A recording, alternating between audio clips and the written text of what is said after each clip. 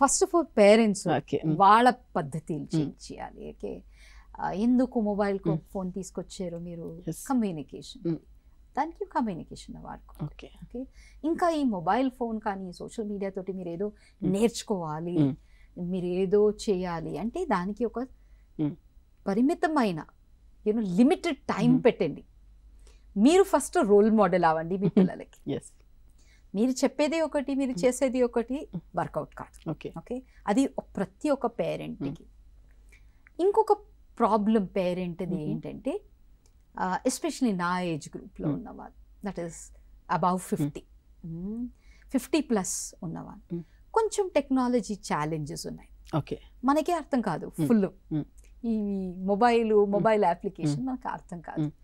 So అర్థం కాలేని పరిస్థితిలో దీంట్లో ఏమేమి ఫీచర్స్ ఉన్నాయి, దీంట్లో ఏమేమి పాసిబిలిటీ మనకే తెలియదు.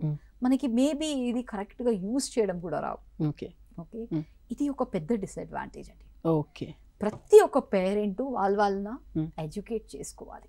ఓకే. ఇది ఏంటి, ఈ డివైస్ ఏంటి, Yes. ఈ డివైసే కాదు, ఒక ల్యాప్టాప్ కానీ డెస్క్టాప్ కానీ ఒక కంప్యూటర్, ఈ డివైస్ అంటే ఏంటి, Yes. ఇంటర్నెట్ తోటి యూజ్ చేసే డివైసెస్ అంటే ఏంటి, Yes. సేఫ్టీ కంట్రోల్స్ ఏంటి, ఇక్కడ పేరెంటల్ కంట్రోల్ అంటే ఏంటి. Yes. ఓకే, దీంట్లో ఏమేం ఫీచర్స్ ఉన్నాయి, Okay. ఏ ఫీచర్స్ నా మీరు ఆన్ చేయకూడదు.